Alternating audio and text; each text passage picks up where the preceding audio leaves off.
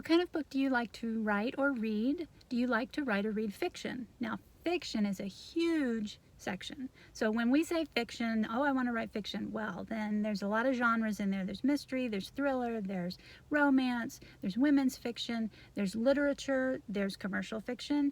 There's just a lot, and then within that there's all sorts of genres. But this is a viewer request. So I had a viewer ask about looking at new books and what I would look at to read. So this is a little bit different. I did not plan ahead. We'll see how this goes. Last week when I was here, I did find some books that I wanted to read, and they did have a bit of a theme. So see if you can see the theme, or I'll show it to you when we get there, if I can find the books again. So like I said, we'll see how this works out. I haven't done one like this, but it was a viewer request. What do I want to read? What do I see when I look at the bookstore shelves? So we'll go in and find out.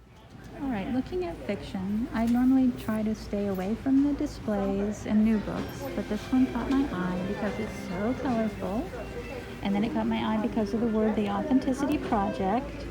So I like the words. It makes me think, okay, this is a nice book. I'm not looking for anything heavy. I want a nice read. Warm and charming. I like warm and charming. I don't know who the author is.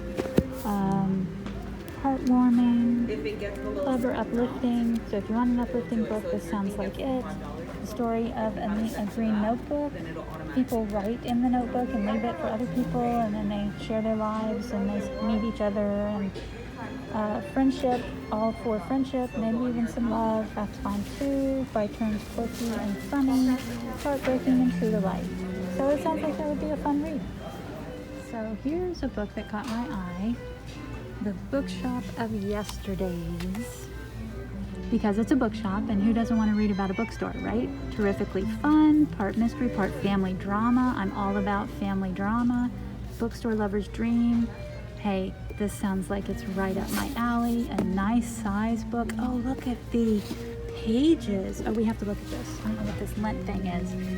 But deckled edges. Do you know what deckled edges are? It's these where they're different sizes and they're kind of rough. Oh, I love deckled edges. Of course they would do that for a book that is about a bookstore. Yeah, this is nicely designed for a paperback. It's got these flaps. How fun. I don't even know what it's about, but I want to read it. So she inherits a bookstore, and then a journey of self-discovery, family forgiveness, and a love of reading. Oh my goodness, I might have to buy this one. Have you heard of this one? Let me know. Not too far away from the Bookshop of Yesterdays. This one caught my eye, The Love Story of Missy Carmichael. Not that I'm in a love story, but I like, it must be an older woman, and of course she has a dog, and what wouldn't be fun about that? So then, if we look at what the book is about, she's a 79-year-old librarian named Millicent Carmichael, aka Missy. So then, reading along, she once led a bustling life driven by 2 children, an accomplished and celebrated husband, and a classics degree from Cambridge. Now her husband is gone, her daughter is estranged. After an argument, son is in Australia, so she's all alone. And then 2 perfect strangers, one of them is a dog, break through her prickly exterior and show her just how much love she still has to give. So this sounds fun. Librarians, dogs. I like older characters as well, so this looks like a fun book. I like the cover, it feels good. It's got kind of a rough feel to it. Putnam, pretty colors. Let's see, and it's a nice size. So, 339 pages to read. That sounds fun. And here's another one that caught my eye, The Library of Lost and Found, Phaedra Patrick. I've not heard of her, says she's written other books. Sweet, resonant, okay, that's catching my eye as well. Again, a book theme. Who doesn't love a book theme, right? So let's see what it's about. A library's discovery of a mysterious book sparks the journey of a lifetime. She's a librarian. And then a book of fairy tales appears on her doorstep. There's a clue inside that a friend who passed away under mysterious circumstances may still be alive. Oh, that sounds fun. Heartwarming, tender tale of growth and redemption. Love growth and redemption tales. Yes. So this one, read me on yours. That's clever. So this one looks like a fun read too. Okay, are we seeing a theme here?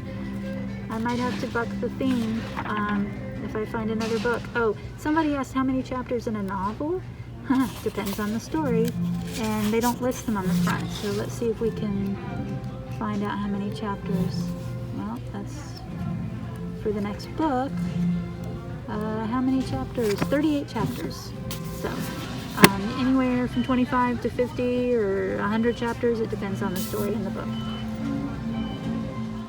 So I'm in a certain mood apparently, but this one is not in the same mood that I'm in, and this one caught my eye. It's a recipe for a perfect life. Bold, intoxicating page turner, thrilling, audacious story about women daring to take control. Okay, so I'm all in for that, women to take control. So I read the description, and it's two stories. So one woman is in current day New York City. She's a suburban housewife. She discovers the cookbook of the previous owner of the house, or woman who lived in the house, who was a housewife in the 50s. And, you know, soon Alice learns that Nellie's secrets were anything but harmless. A more sinister, even dangerous side to Nellie's marriage. Alice begins to take control of her life and protect herself with a few secrets of her own. So, sounds interesting. The author's written quite a few books. So, yeah, this one might be a little darker than I'm in the mood for right now, but it's still intriguing to me. But one other thing I want to point out, thinking my design eye, I don't know if you can tell on the screen or if you know, but this font is kind of large. And I'm just curious about that. It's larger than most books. It's not a big difference, maybe 2, 3, 4 points larger. But I'm just curious about that. This is not labeled a large print book. What that would do, why does the font matter? The font would increase the page count, right? So the page count is 322 pages, plus a couple of credit pages. And the price of the book, $26. So, yeah, just very curious about that. And this is a large publisher, so they know what fonts should be. That it made me think, oh, it's by a smaller publisher, but it's not. It's by Penguin Random House. So I'm just found that curious. Let's continue our book theme. I found this one, caught my eye. I like the cover. It's pretty. Paris by the Book. Pretty cover. Feels good. Near irresistible package, Paris and books, love of reading. All right, I'm there. I'm not sure I'm in the mood for mystery, but okay. So basically, a novelist disappears, and he's left 4 plane tickets to Paris. So his wife and daughters go to Paris, trying to figure out where he is. They find an unfinished manuscript that he was secretly writing. Somehow they come across a bookstore, and they buy the bookstore, and they try to solve the mystery of what happened to their father/husband. Sounds interesting. So, yeah. Okay, so let's see. Back to how many chapters are in a novel. This one, I think, has... Would that other one had 30-something, right? This one has an epilogue, but also has 18 chapters. So, yeah, your book needs as many chapters as it has. This is interesting. They've got pretty thin margins here, especially up at the top. And the page count is 350, almost 350 pages. Yeah, 350 pages if you count just for the reading of the novel and the acknowledgments. So that's why they had thin margins, because they have a long book here. But what's interesting, very long word count with 18 chapters. So again, you need as many chapters as it takes to tell the story. I know that's a non-answer for people that are new to this. But, so that looks like a fun book too. So that was fun to look at the novels that I'm in the mood for right now.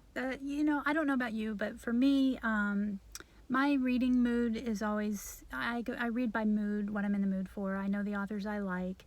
But I always have a certain feeling that I want when I'm reading, and right now I'd like something heartwarming and cheerful, and you can't go wrong reading about books and people who like books, and so most of those books I found are heartwarming and cheerful or something like that. The one where the Authenticity Project, that's not so much about books, but it is about people and friendships and connection through a notebook. So kind of closely there about a book. I found the one about the wife one, I forget the title. I did not buy any of them, so I don't have time right now to read a novel. I already have so many things to read. But that, if I did read anything right now, those would be what I would read. So that was fun. Also a little bit of talk about the design. Deckled edges, large fonts, thin margins. There's a lot of tricks that publishers use to either make a book appealing or make it fit within a very specific range, you know, page count, price range. One of them kind of padded the book a little bit, I would say, to get it up to a hardcover $26. The other one had a lot of content and needed to kind of make the book fit into a specific page count. Just to geek out a little bit, the signatures in a print book, offset print, not POD, but offset print, are 16 pages. So they needed to either expand the book by 16 pages or trim it so that it's within, so you can't just add a couple pages. You have very specific page counts that you have to meet. So they decided to have thinner margins so they could fit. They could have probably gone down another half point or point on the font, or not a half point, a point on the font possibly. You can also do things with line spacing and kerning, which is the spacing between the letters, but for whatever reason, that's how they did it, and it worked. So anyway, I get into that kind of stuff when we're talking about books.